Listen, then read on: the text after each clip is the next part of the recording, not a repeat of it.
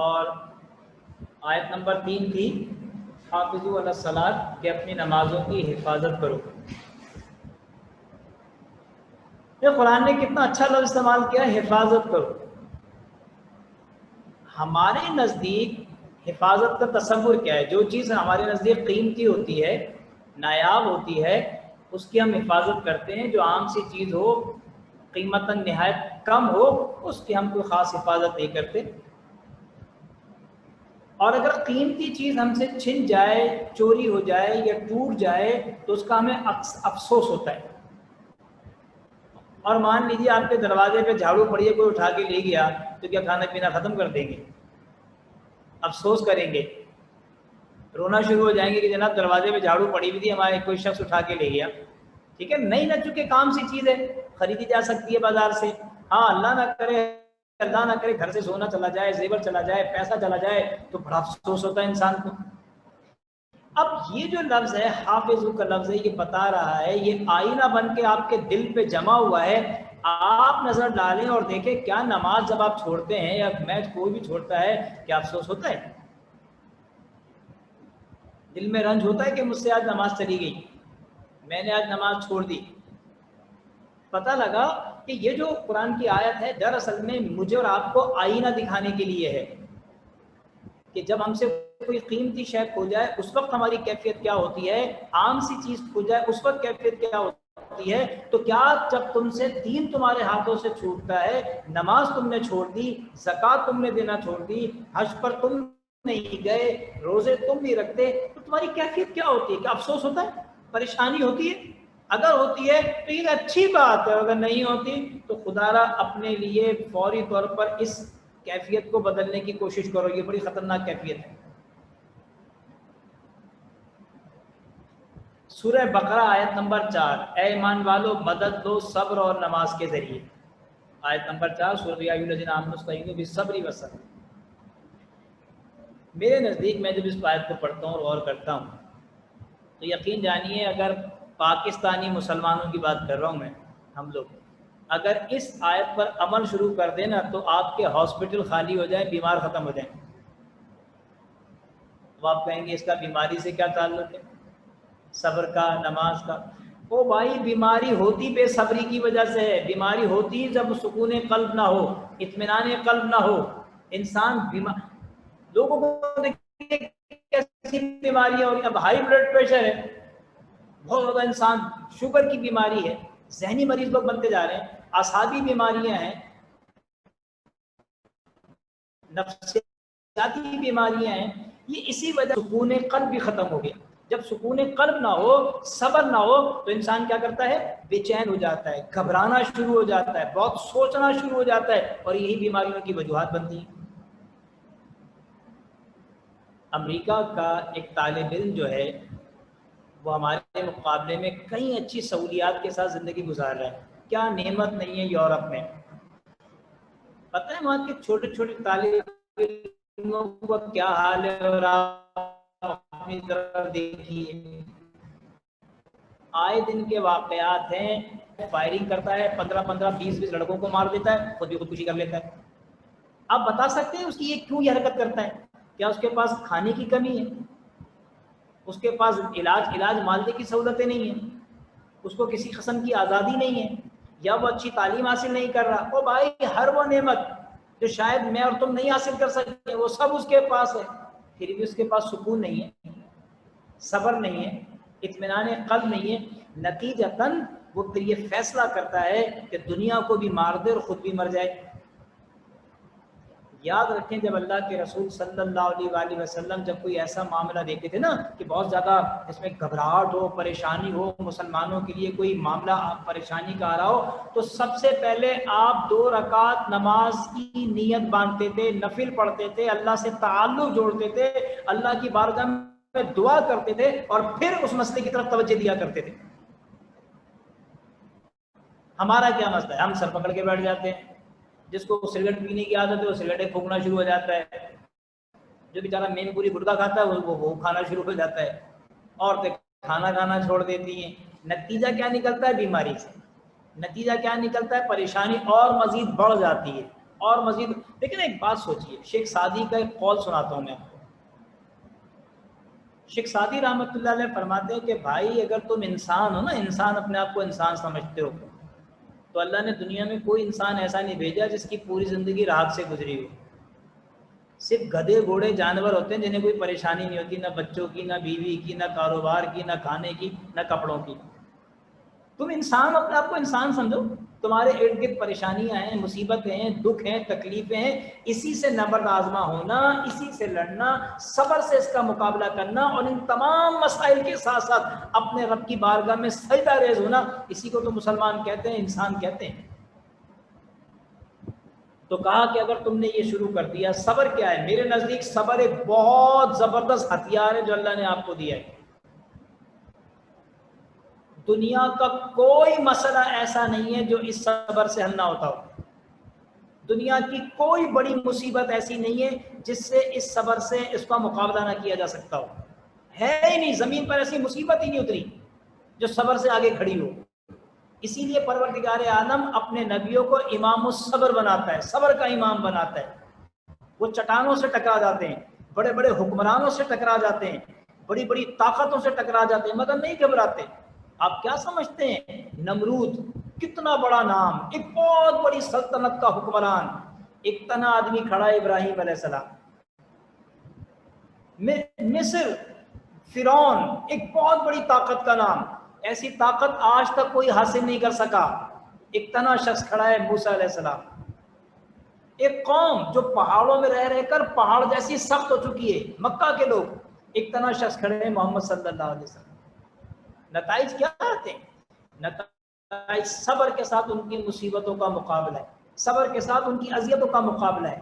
اور پھر آپ دیکھیں قرآن کی خوبصورتی دیکھیں، جب ان کے اوپر الزامات لگاتے تھے، یہ میں صبر سمجھا رہا ہوں آپ کو، جب نبیوں کے اوپر بہتان لگتے تھے، جیسے لوط علیہ السلام، صالح علیہ السلام کو قوم نے کہا آپ تو بے وقوف ہے، آپ میں تو عقل ہی نہیں ہے، آپ تو ہمیں ورگلا رہے ہیں، تو نبی کیا کہتے ہیں؟ ہم تو صرف اتنا جانتے ہیں کہ ہم فقط اللہ کے رسول ہیں اور ہمیں تمہاری طرف بھیجا گیا ہے۔ دیکھیں بات کیا آ رہی ہے اور جواب کیا دیا جا رہا ہے۔ ہم تو صرف اتنا جانتے ہیں کہ ہم اللہ کے نبی اور تمہاری طرف بھیجے گئے۔ قرآن میں رسول اکرم صلی اللہ علیہ وآلہ وسلم کے لیے مجنو کا لفظ موجود ہے، شاعر کا لفظ موجود ہے، دیوانے کا لفظ موجود ہے، یہ سارے لفظ موجود ہیں، لیکن حضور اکرم صلی اللہ علیہ وآلہ وسلم ان کی کسی بات کا برا نہیں مناتے۔ تو بیٹا صبر کرنا سیکھ لو نا، تو سامنے والا پہاڑ جتنا بھی ہو نا تو تمہارے سامنے ذرے جتنا ہو جائے گا، چھوٹا سا، بالکل معمولی بونا۔ اور اگر تم میں صبر نہیں ہے نا تو چیونٹی سے بھی تمہیں خوف آئے گا، وہ بھی پھر بہت تمہیں بڑی لگے گی، بہت مصیبت تمہارے سامنے کھڑی ہو جائے گی۔ تو مصیبت کو سوار نہ کرو، مصیبت پر سوار ہو جاؤ۔ مصیبت کو سوار نہ کرو بلکہ مصیبت پہ سوار ہو جاؤ، اور مصیبت سے لڑنے کا یہی ایک طریقہ ہے کہ صبر کرو۔ صبر ہے کیا، اس کو سمجھ لو۔ پہلے ہم اپنا صبر بتاتے ہیں، ہمارا صبر کیا ہے؟ مان لیجئے کوئی جھگڑا ہوا، کوئی فساد ہوا، گھر میں کوئی چوری ہوئی، کوئی اور جو ہم نے شور مچانا شروع کر دیا، یا دروازوں پہ لاتیں مار رہے ہیں، چیخ رہے ہیں، چلا رہے ہیں، الزام لگا رہے ہیں، واہ میں نہیں چھوڑوں گا، یہ کروں گا، وہ کروں گا۔ جب کچھ ہاتھ نہیں لگا 3 دن بعد کا کہ اللہ پہ چھوڑ دیا۔ جب کچھ ہاتھ نہیں لگا تو کیا کہا؟ اللہ پہ چھوڑ دیا۔ یہ صبر نہیں ہے، یہ مجبوری ہے، اسی لیے اللہ پہ چھوڑ دیا۔ صبر یہ ہے کہ جس وقت مصیبت کا نزول ہو رہا ہو، جس وقت پریشانی اتر رہی ہو، جس وقت پریشانی آپ کے سامنے کھڑی ہو، اس وقت اللہ تبارک و تعالی کے سامنے اپنے جذبات، اپنے احساسات، اپنے الفاظ کو قابو میں رکھنے کا نام صبر ہے۔ اس وقت کوئی ایسی بات نہ ہو جائے۔ اللہ کے رسول کے صاحبزادے کا انتقال ہوا، ابراہیم کا، آنکھوں میں آنسو ہیں، دل رنجیدہ ہے۔ رسول کیا فرماتے ہیں؟ اے میرے رب، میری آنکھوں میں آنسو ہیں، میرا دل رنجیدہ ہے، میں غمگین ہوں، مگر میں کوئی ایسی بات نہیں کروں گا جس سے آپ ناراض ہو جائیں۔ اللہ، یہ ہے صبر، اس کو صبر کہتے ہیں۔ لہٰذا بیٹا یاد رکھیے، صبر میں رونا منع نہیں ہے۔ اللہ کے رسول متعدد مواقعوں پر آپ کی آنکھوں سے آنسو گرے ہیں۔ ہاں، آواز نکالنا منع ہے، جو قابو میں ہے اس کو منع کر دیا گیا، جو قابو میں نہیں ہے اس کی اجازت دے دی گئی۔ میں نہ چاہوں تو میری آواز کوئی نہیں نکلوا سکتا، ہاں آنسو میرے بس میں نہیں ہے۔ आंसू निकलेंगे। लिहाजा आवाज से रोना, जोर जोर से रोना, चीखना चिल्लाना ये मना किया गया। और आंसू अगर टपक रहे, रो रहे हो, तो इसकी इजाज़त तुम्हें दी गई है। ये सुन्नत है, अल्लाह के रसूल की आंखों में मुतादिद मौक़ों पर आंसू आए हैं। जैसे सैयदुश्शोदा हज़रत अमीर हमज़ा की शहादत पर आप रोए हैं, अपनी साहबजादी हज़रत रुक़ैया की शहादत पर आपकी आंखों में आंसू आए हैं, हज़रत उस्मान बिन मज़ऊन जो अहले बैत में से थे उनकी उनकी शहादत पर आपकी आंखों में आंसू आए हैं, अपने साहबजादे हज़रत इब्राहीम की इंतकाल पर आपके आंसू आए हैं, और अपनी उम्मत के लिए तो आप रोते ही रहते थे।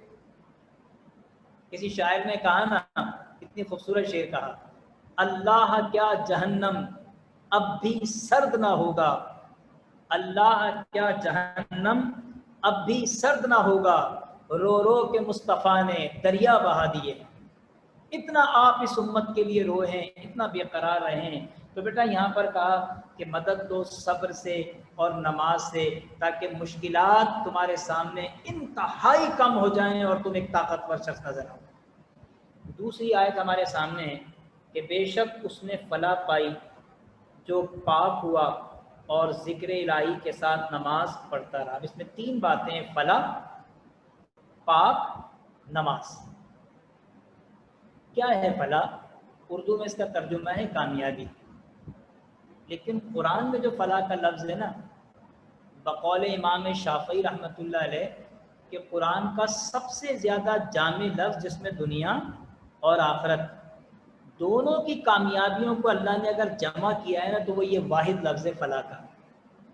और इसी लफ्ज़ को अज़ान में भी रखा गया, हय्या अलल फलाह। अगर मौज़न इसको अजान दे और उसका तर्जुमा कोई करे तो पता है उर्दू में अजान कैसे होगी? ए लोगों, दुनिया और आखिरत की तमाम कामयाबियों की तरफ आ जाओ। ए लोगों, दुनिया और आखिरत की तमाम कामयाबियों की तरफ आ जाओ। कितनी खूबसूरत दावत है। और ये ज़मानत कौन दे रहा है? परवरदिगार आलम, कोई इंसान नहीं दे रहा उसकी कि मैं ज़मानत देता हूँ, आओ तुम, बस तुम्हारा काम वक्त पर नमाज के लिए पहुँचना, ज़मानत मेरी है तुम्हारे लिए। बेटा जी, आपने एक दुनियावी कामयाबी का आगाज़ शुरू किया क्लास 1 से। जो आप तालीम हासिल कर रहे हैं किसी कामयाबी के लिए हासिल कर रहे हैं ना, आपको कोई डिग्री चाहिए, आपको कोई कामयाबी चाहिए। कब से आगाज़ किया? जब आपको स्कूल का नाम लेना भी नहीं आता था, स्कूल के रास्ते भी नहीं पता थे, पेंसिल भी उल्टी पकड़ा करते थे, अलिफ ए लिखते थे तो टीड़े मेड़े कीड़े मकोड़े बना दिया करते थे। आगाज़ हुआ ना, बिलाखिर आज आप यहाँ पर बैठे हैं, फर्स्ट ईयर कॉमर्स में आ गए। कितने पैसे लग गए होंगे, कितनी आपकी वालिद की कुर्बानियाँ होंगी इसके पीछे 10-12 साल में, आपकी वालदा खुद आपने कितनी तकलीफ़ें झेली होंगी। लेकिन अभी भी मज़े की बात है कि कामयाबी की ज़मानत ना आप दे सकते हैं, ना मैं दे सकता हूँ, ना आपके वालिदैन दे सकते हैं। बस सफ़र जारी है, पता नहीं कौन आप में से कौन कौन अपनी मंजिल पर पहुँचेगा। दुआ तो ये है कि सारे पहुँचे। चले, अब कामयाबी भी मिल गई, एक खूबसूरत सा सर्टिफिकेट भी मिल गया, दीवार पे भी लगा दिया, लेकिन जब इंतकाल हुआ तो सिर्फ वो कागज़ का टुकड़ा, इससे ज़्यादा कुछ नहीं। वो जो इतनी मोटी फाइल बनाई थी ना अपनी कामयाबियों की, इतनी मोटी फाइल, जनाब A1 ग्रेड है, फला है, मरते ही वो सब क्या है? रद्दी है, कुछ नहीं। लेकिन ज़रूरी है ये कामयाबी भी हासिल करना, इसलिए कि दुनिया अच्छे तरीके से, जिसमें अल्लाह फरमाता है कि देखो अव्वल तो हमारे सब्जेक्ट इंतहाई कम है, नमाज है, रोज़ा है, सब्जेक्ट हम तुम्हें दे रहे हैं। नंबर कितने हासिल करने हैं? 91 हासिल नहीं करने, A1 ग्रेड हासिल नहीं करना, सिर्फ 33% नंबर हासिल कर लो, यानी पास हो जाओ, सिर्फ पास हो जाओ। हम कब कह रहे हैं तुम्हें कि जनाब नमाज में 91 नंबर चाहिए, तुम्हारा A1 ग्रेड आना चाहिए? नहीं, कोई टेंशन की बात ही नहीं है। जहां अल्लाह कहे वहां हाजिर हो जाओ, बस ये तुम्हारी कामयाबी है। तुम्हारी जो हाजिर रजिस्टर बन रहा है, फरिश्ते बैठे हुए अटेंडेंस लगा रहे हैं, बस उसमें एब्सेंट नहीं हो। उसमें अगर तुम हाजिर हो तो कौन तुमसे पूछ रहा है दिल लगा था नहीं लगा था, मज़ा आया था या नहीं आया था, नमाज में कैफियत थी या नहीं थी, ये तो किसी ने पूछा ही नहीं। तुमसे तो ये पूछा, मियाँ ज़ोहर में थे? जी मैं हाजिर था। मैं फजर में थे? जी मैं हाजिर था। आइए जनाब सामने जन्नत है, आज तशरीफ ले आई। कहने का मकसद ये है اس پہ میں ایک بڑا خوبصورت واقعہ آپ کو سناتا ہوں، بہت آپ کو لطف آئے گا، بڑا پیارا واقعہ ہے۔ اول تو ہماری نماز تو بڑا حاکم الحاکمین ہے، بڑی ہم سے محبت کرتا ہے۔ مولانا روم سے کسی نے سوال کیا، مولانا روم کو تو آپ جانتے ہیں نا، بہت بڑا نام مولانا روم، ترکی کا ایک علاقہ ہے پونیا، وہاں کا مزار شریف بھی ہے۔ کبھی اللہ آپ کو توفیق دے تو ان کی مثنوی ضرور پڑھنا، مولانا روم کی فارسی میں ہے۔ کہتے ہیں کہ ایک غریب شخص تھا، اس کے اوپر قرض چڑھ گیا بہت زیادہ، تو اس نے اپنی بیوی سے کہا کہ قرض تو دینے کی اب ہمیں طاقت نہیں ہے، کیا کریں؟ تو بیوی نے کہا کہ ایک کام کرتے ہیں، آپ چلے جائیں، اس سے اپنی دل کی بات کہیں اور بتائیں کہ میرے پہ قرض بہت چڑھ گیا ہے، تو کچھ میری مالی مدد کریں تاکہ میں قرض اتار سکوں۔ اب وہ کہنے لگا کسان آدمی کہ دیکھو، دستور یہ ہے کہ جب ہم کسی بادشاہ کے پاس جاتے ہیں تو کوئی تحفہ لے کے جاتے ہیں، کوئی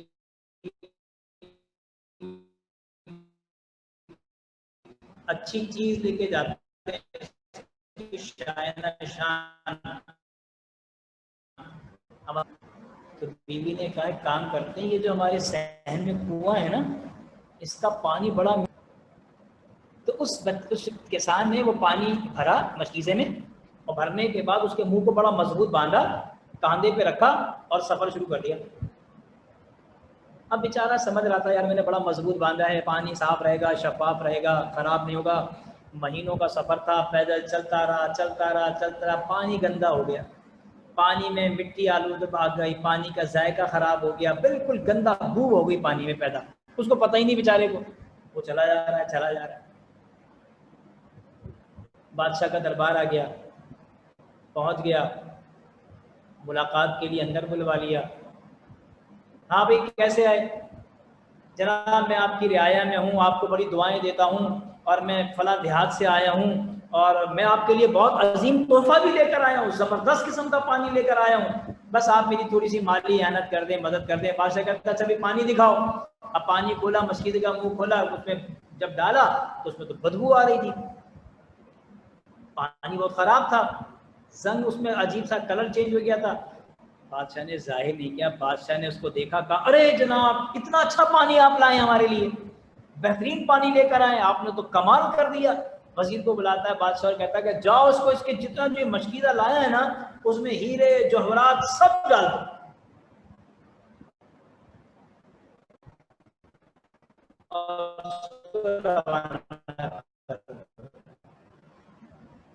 تو مولانا روم کہتے ہیں کہ وہ جو بادشاہ ہے نا، وہ اللہ تبارک و تعالیٰ ہماری عبادتیں ہیں۔ اللہ کی بارگاہ میں کل نماز لے کے جائیں گے، اور کوئی نماز ایسی ہے جو اس کو پیش کی جا سکے، کوئی روزہ ہے جو اس کو پیش کیا جا سکے، کیا اس کی شان ہے، کیا اس کی عظمت ہے؟ جس کا نبی نماز پڑھ کے 3 دفعہ استغفار کہے کہ پروردگار جیسی تیری نماز کا حق تھا ایسی آپ نمازیں پوری کی ہیں، آپ نے روزے رکھ کے کمال کر دیا بھائی، دنیا میں رہ کے آپ نے جاؤ ان کو جنت عطا کر دو۔ یاد رکھیے، تو اللہ ایسا غفور و رحیم، ایسا محبت کرنے والا ہے، بس عبادت سے جی نہ چرائیے، عبادت سے بھاگنا نہیں ہے آپ، کیونکہ جس کے دربار میں آپ پیش کر رہے ہیں نا، وہ آپ کی طرح نہ سوچتا ہے، نہ آپ کی طرح اس کی کوئی طلب ہے، نہ آپ کی طرح اس کی کوئی ضرورت ہے۔ خدا کو اپنے مخصوص اور چھوٹے ذہنوں سے مت سوچا کرو۔ جہاں میری تمہاری اس دنیا کی حدیں سوچ کی ختم ہوتی ہے نا، وہاں اس کے رسول کی حد شروع ہوتی ہے، اور جہاں اس کے رسول کی حد ختم ہوتی ہے وہاں خدا کی حد شروع ہوتی ہے۔ اس کی رحمت کے آگے اس پوری کائنات کے بھی گناہ ایسے ہیں کہ جیسے سوئی آپ پانی سے نکال لیں گیلی کر کے، اتنی اس کی رحمت ہے، اور پوری دنیا کے گناہ بھی جمع کر لیں تو صرف ایسا ہے کہ سوئی پانی میں ڈال کے نکال دیں، یہ اس کی رحمت کے آگے میرے اور آپ کے گناہ ہیں۔ تو خدا سے مایوس کیوں ہو جاتے ہو؟ خدا سے فرار کیوں اختیار کرتے ہو؟ کہتے ہیں کہ اگر آپ نے اللہ کی محبت کو سیکھنا ہے نا تو جو بچہ گود میں ہوتا ہے نا اس سے سیکھیں، جو بولنا بھی نہیں جانتا۔ آپ نے کبھی دیکھا ہے کہ جب ماں اس کو تھپڑ مارتی ہے تو گلی میں نہیں بھاگتا، مائی کے اندر گھستا ہے، مائی کی گود میں جاتا ہے۔ مائی کیسے چپٹ رہا، ماں اس کو مار رہی ہوتی ہے اور مائی سے وہ چمٹ رہا ہوتا ہے، ماں کی گود میں جا رہا ہوتا ہے۔ اللہ تبارک تعالیٰ ہم پہ جو پریشانی آتی ہے، دکھ آتے ہیں، تکلیف آتے ہیں، ہمیں بھاگنا تھوڑی ہے اس سے، ہمیں تو اور قریب جانا ہے اس سے۔ لہذا بے شک اس نے فلاح پائی جو پاک ہوا اور ذکر الہی کے ساتھ نماز پڑھتا ہے۔ اس کے بعد ایک اور ہمارے سامنے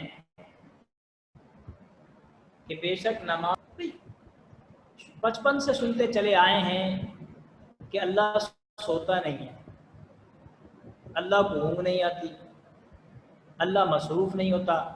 جب اللہ سوتا نہیں ہے، اس کو اونگ نہیں آتی، وہ مصروف نہیں ہوتا، تو نماز کے ٹائم کیوں کر دے؟ جناب فجر اتنے وقت پڑھ لو، اگر تم نے ذرا آدھا گھنٹہ آگے کر دیا تو نماز قضا ہو جائے گی۔ ظہر کا ٹائم یہ ہے، اگر اتنا اوپر ٹائم ہو گیا تو نماز قضا ہو بھائی کیوں قضا ہو جائے گی؟ اللہ کے خدا کر دیے ہمارے ساتھ، اتنا میں باؤنڈ کیوں کر دیا گیا؟ اتنا ہمارے لیے نماز کو ایک پیچیدہ مسئلہ کیوں بنا دیا گیا؟ سہولت ہو جاتی، آسانی ہو جاتی کہ بھائی ہم ہر وقت جاگ رہے ہیں، جب دل چاہے پڑھ لینا، کوئی مسئلہ نہیں۔ اس کو میں سمجھاتا ہوں۔ پہلی بات تو یہ کہ صرف نماز پڑھنا مقصود نہیں ہے، ایک کوشش یہ بھی ہونی چاہیے کہ اس رب کا یہ حق بنتا ہے، میرا جملہ غور سے سننا، اس کی عبادت نہ کی جائے، اس سے محبت بھی کی جائے۔ کتنی عجیب سی بات ہوگی نا کہ تم اپنی ماں کا، اپنے والد کا کہنا تو مانو لیکن ان سے محبت نہیں کرو۔ اس کا یہ حق بنتا ہے، وہ چاہے جانے کے لائق ہے، اس کا یہ حق ہے کہ اس سے محبت کرو، اس کا حق ہے۔ اب محبت کیسے ہوگی؟ جب آپ سردیوں کی راتوں میں اٹھیں گے نا اور اپنے اپنے گرم بستر چھوڑ کے کھڑے ہوں گے، یہ محبت کا اشارہ ہے، یہ چیزیں محبت دلاتی ہیں۔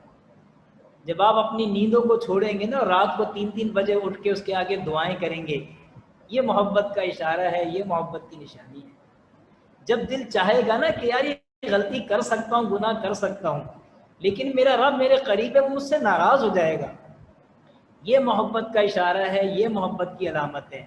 تو بیٹا وقت اس نے اسی لیے رکھا کہ کبھی تم پر نیند بڑی بھاری ہوگی لیکن تم اٹھو گے میری لیے محبت میں، کبھی تمہیں بڑی سردی لگ رہی ہوگی مگر تم گرم گرم بستر چھوڑو گے میری محبت میں، کبھی تمہیں شام میں بڑا ضروری کام ہوگا، بہت ضروری جانا ہوگا، مگر تم وہ ضروری کام چھوڑو گے میری محبت میں، کبھی تمہیں شدید بھوک لگ رہی ہوگی لیکن تم چھوڑو گے اس بھوک کو، عشاء کی نماز پڑھو گے میری محبت میں۔ بس یہ جو وقت کی پابندی ہے نا، جو ایک انسان کے لیے مشکل ہے کیونکہ اس کی زندگی مسلسل کام میں ہے، پریشانیوں میں ہے، اس پریشانی کے لیے اپنے رب کے لیے وقت نکالنا، یہ محبت کہے گی۔ اب وقت سے متعلق ایک اور بات بتاتا ہوں، ایک اور شرح تشریح کرتا ہوں۔ دنیا میں وہی قومیں ترقی کرتی ہیں، کامیاب رہتی ہیں جو اپنے وقت کی قدر کرتی ہیں۔ حضرت علی کا قول ہے کہ مجھے اس بات سے شرم آتی ہے کہ مجھ سے پہلے پرندے جاگ جائیں، بیدار ہو جائیں۔ ٹھیک ہے، یورپ میں دیکھیں، پورے یورپ کی آپ ٹائم ٹیبل اٹھا کے دیکھیں، ان کے آفس ٹائم کے، ہاسپٹل وہاں پر 6 بجے کھل جاتے ہیں تمام، ڈاکٹر بیٹھ جاتے ہیں آ کے، 7 سے 8 بجے تمام دفتر کھل جاتے ہیں، مارکیٹس کھل جاتی ہیں۔ اتنے وقت کے پابند کیوں؟ کہ اللہ کی دی ہوئی روشنی سے وہ استفادہ حاصل کرتے ہیں، اللہ کی دی ہوئی نعمت سے فائدہ حاصل کرتے ہیں۔ اور قرآن مجید میں موجود ہے کہ دن ہم نے تمہارے لیے کام کے لیے بنائے ہیں اور رات تمہارے لیے آرام کے لیے بنائی ہے، مگر اس قوم نے دن سونے کے لیے کر دیا اور رات اپنے جاگنے کے لیے بنا دی۔ تو جو یاد رکھیں، خدا سے جو لڑے گا، خدا کی فطرت سے جو لڑے گا، وہ خدا کا کچھ نہیں بگاڑ سکتا، اپنے آپ کو برباد کر لے گا۔ وہ اپنے آپ کو تباہ کر لے گا۔ لہٰذا یاد رکھیے اس وقت کی قدر کرنے والی قومیں دنیا میں حکومت کرتی ہیں، دنیا میں آگے جاتی ہیں، دنیا میں ترقی کرتی ہیں، اور جو اپنے وقت کی قدر نہیں کرتی وہ قومیں برباد ہو جاتی ہیں، تباہ ہو جاتی ہیں، وہ قومیں غلامی کی سی زندگی گزارتی ہیں۔ میں نے قوموں کا ذکر کیا، میں اس کو مختصر کرتے ہوئے ایک طالب علم کی طرف آتا ہوں۔ جو طالب علم اپنے وقت کی قدر کرے گا، اپنے وقت کو بھرپور فائدہ اٹھائے گا، دنیا کی کوئی ایسی کامیابی نہیں ہے جو اس کے قدم نہیں چومے گی۔ اور جو طالب علم اپنے وقت کو برباد کر دیتا ہے اس کے لیے آئندہ آنے والے دنوں میں مشکلات بڑھنا شروع ہو جاتی ہیں، بڑھتی چلی جاتی ہیں۔ ایسے کئی واقعات شاہدیں ملتے ہیں ہمیں کہ جہاں پر کم عمر لوگوں نے، طالب علم حضرات نے اپنے وقت کی قدر کی، آج دنیا میں ان کے نام اتنے بلند ہیں کہ دنیا ان کو یاد رکھتی۔ اس کے بعد بیٹا جی بس آخری ایک آیت میں آپ کے سامنے اور پڑھ رہا ہوں، اس کا ترجمہ آپ کے سامنے پڑھتا ہوں۔ اور قائم رکھو نماز اور شرک کرنے والوں میں سے نہ ہو جاؤ، تیسری آیت ہے جو ہمیشہ نماز ادا کرتے ہیں، اور چوتھی آیت ہے پس ایسے نمازیوں کے لیے خرابی ہے جو اپنی نمازوں میں غفلت برتتے ہیں۔ یہ آیت نمبر 9 ہے۔ بس یہ سمجھا کے میں اپنی کلاس ختم۔ بس ایسے نمازیوں کے لیے خرابی ہے جو اپنی نماز میں غفلت برتتے ہیں۔ نمازی، اب نمازیوں کا ذکر شروع ہو گیا۔ نماز میں غفلت کیا ہے سنیں۔ وضو درست نہ کرنا، جلدی جلدی وضو کرنا، یہ نماز میں خرابی کا سبب بنتی ہے۔ اب آپ کہیں گے سر وضو ایک الگ عبادت، نماز ایک الگ عبادت، وضو ٹھیک ہے نماز کی کنجی ہے، لیکن نماز کا وضو سے کیا تعلق ہے؟ یعنی خراب نماز کو وضو کیسے کرتا ہے؟ سیدھا سا تو جواب یہ دیا جا سکتا ہے کہ اگر آپ نے صحیح وضو نہیں کیا، آپ کا کوئی حصہ خشک رہ گیا تو آپ کا وضو نہیں ہوا، جب وضو نہیں ہوا تو نماز نہیں ہوئی۔ یہ تو شرعی جواب ہے، لیکن میں آپ کو ایک روحانی جواب دیتا ہوں۔ میں آپ کو ایک روحانی جواب دیتا ہوں۔ جب بھی امام قرآن بولتا ہے نا نماز پڑھاتے ہوئے، اس کی وجہ کسی بھی نمازی کا ناقص وضو ہوتا ہے۔ یہ ایک وائرنگ ہے، جیسے گھر میں ایک وائرنگ ہوتی ہے نا، تار چلتا ہے، ایک بٹن آن کرتے ہیں، سارے تار کے اندر کرنٹ چل جاتا ہے اور سارے بلب آن ہو جاتے ہیں، پنکھے چلنے لگتے ہیں۔ جب آپ کہتے ہو نا پیچھے اس امام کے، تو یہ پوری ایک وائر ہے، تار ہے جس کے اندر کرنٹ چل رہا ہے امام سے لے کے مقتدی تک۔ جہاں بھی ہلکا سا بھی تار بریک ہوگا، ختم ہوگا، کنیکشن ختم ہو جائے گا، لائٹ چلی جائے گی۔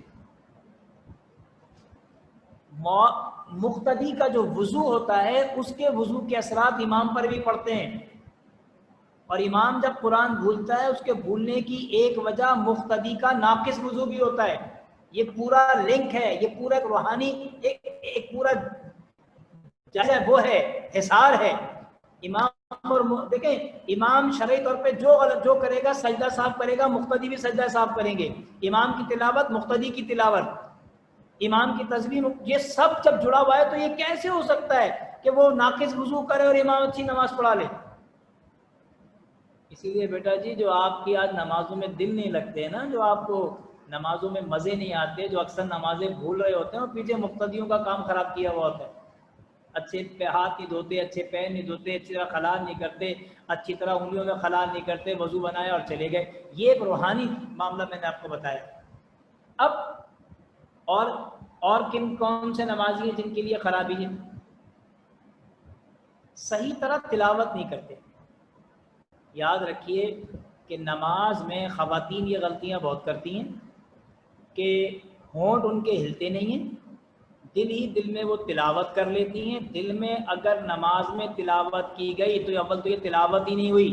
تلاوت کے لیے ہونٹوں کا ہلنا شرط ہے، آپ کی آواز آپ کے کان سنیں یہ بھی شرط ہے۔ کسی نے ایسے قرآن پڑھا کہ ہونٹ ہی نہیں ہلے تو اس کی سرے سے نماز ہی نہیں ہوئی، اس نے دوبارہ نماز پڑھنی ہے، اس نے دوبارہ نماز پڑھنی ہے۔ اب ہماری نماز کیا ہے؟